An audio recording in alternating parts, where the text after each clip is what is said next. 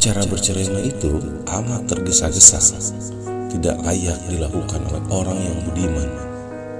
Cara bercerai ini justru menunjukkan bahwa engkau sendirilah yang tak pandai dalam menjaga istrimu.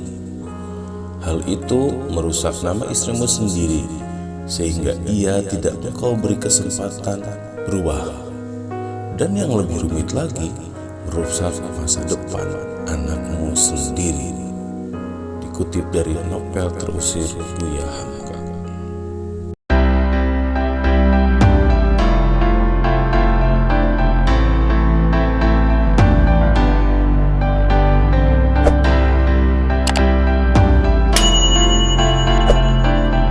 Bismillah, Alhamdulillah kita bersyukur kepada Allah bertemu lagi di channel saya, di channel Andi Nur Falah. Di kesempatan kali ini saya ingin melanjutkan kembali membacakan salah satu buku, penulisnya memang antologi jadi banyakan. Nah, saya ingin membacakan salah satu tulisan yang ditulis oleh Linda Ummu Hazimah. Teman-teman semuanya, tentunya semoga apa yang saya baca ini bisa memberikan hasanah keilmuan dan pengetahuan, khususnya bagi saya dan umumnya bagi teman-teman semuanya. Karena tentunya survei yang kemarin sudah saya sampaikan bahwa menonton itu lebih nyaman, lebih enak, sehingga ya daripada baca, sehingga dibuat narasi lah seperti ini. Judul yang saya ingin bacakan adalah Sebelum Anda Berpikir Untuk Bercerai. Nah, antologi ini berisi terkait perahu cinta. Perahu cinta itu adalah keluarga. Maka yang akan kita bahas adalah terkait keluarga. Bercerai adalah kata yang dibenci oleh Allah. Ia menunjukkan kualitas yang mengucapkan. Acap kali ketika melihat kekurangan pasangan, mudah saja terlintas pilihan untuk meninggalkan pasangan. Ia memang halal, namun dibenci Allah. Ironisnya, banyak yang justru menyepelekan yang dibenci Allah. Terbayangkan kan, dibenci satu manusia saja menguras tenaga, dunia luas rasanya sempit, lantas bagaimana jika dibenci oleh Allah? Nah, buku ini sangat bagus untuk dimiliki oleh para ayah dan bunda karena di sini ada judul-judul yang sangat menarik untuk kita baca dan menjadi pengetahuan dalam kehidupan. Oke, kita lanjutkan. Bagi yang berniat dan bermudah-mudahan dengan kata-kata cerai, ada baiknya perhatikanlah hal-hal berikut. Nah, Ibu Linda Ummu Hazimah ini menyampaikan kepada kita untuk senantiasa memperhatikan apabila sudah ada muncul rasa ingin cerai. Yang pertama, beliau menyampaikan, perhatikan bahwa dalam proses perceraian atau ketika Anda berpikir untuk bercerai, maka yang pertama kali beliau sampaikan adalah terkait luka.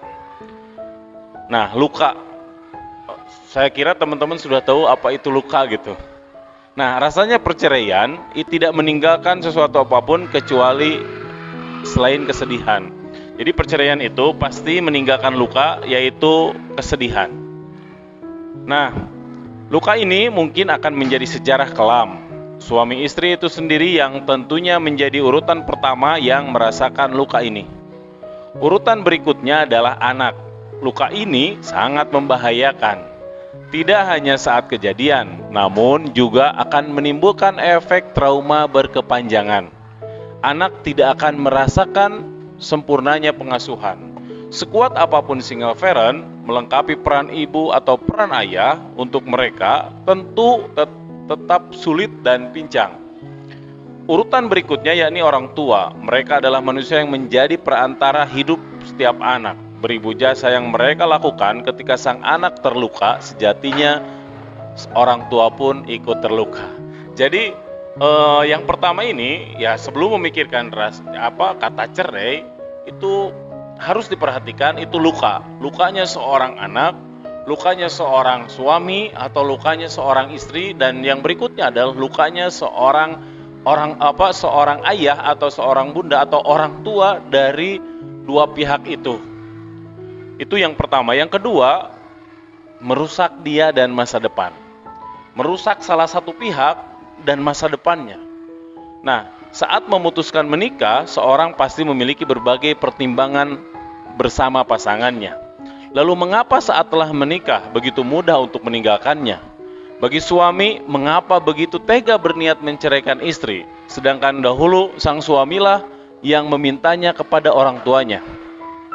Ketika ijab kabul terucap, sejatinya seorang suami tidak hanya berjanji kepada orang tua, namun dengan Allah Subhanahu wa Ta'ala. Nah, beliau mengingatkan bahwa ketika ijab kabul, ketika akad, sejatinya bukan hanya berjanji kepada orang tua, tetapi sejatinya kepada Allah Subhanahu wa Ta'ala. Apakah sang suami dapat membayangkan bagaimana nasib istri setelah diceraikan, nasib orang tuanya? Sedangkan untuk istri, apakah mau melihat buah hati yang tak berdosa memikul beban ini dengan berat? Bagaimanapun anak memandang sebuah ikatan suci ini melalui orang tuanya. Melihat orang tuanya mempertahankan rumah tangga, ia pun akan belajar bahwa ikatan pernikahan adalah ikatan kuat dan suci, dan bukan permainan dan seperti pakaian yang jika tak muat lagi maka ia layak diganti. Nah, beliau menyampaikan bahwa pernikahan itu harus betul-betul dijaga karena seorang anak akan mengambil pelajaran besar atas apa yang dilakukan oleh ayah bundanya. Misalnya ketika anak melihat masalah bertengkar, lalu seorang anak itu melihat bahwa orang tuanya segera menyelesaikan masalah dan tidak menunda-nunda, maka anak itu akan melihat bahwa ternyata hubungan suami istri atau sehubungan dua pasangan seorang ayah dan ibu itu adalah hubungan atau ikatan yang kuat dan suci. Dan yang terakhir, ketika seseorang berpikir untuk bercerai, itu yang harus dipikirkan adalah apakah penggantinya akan lebih baik. Nah, tentunya ketika seseorang bercerai dengan tujuan untuk mendapatkan pasangan yang lebih baik dari sebelumnya, sesungguhnya seorang itu sedang masuk pada lubang yang gelap. Mungkin saat ini kekurangan pasangan ada satu poin. Bisa jadi nanti dengan pasangan baru, saat sudah melewati masa kasmaran, akan nampak kekurangan yang jauh melebihi pasangan yang lalu. Tidak ada yang tahu sebelum benar-benar dijalani. Toh ketika menikah dulu, ia mengira bahwa pasangannya adalah pasangan terbaik. Nah, yang ketiga, beliau menjelaskan bahwa apakah kalau cerai, apakah akan mendapatkan pengganti yang lebih baik?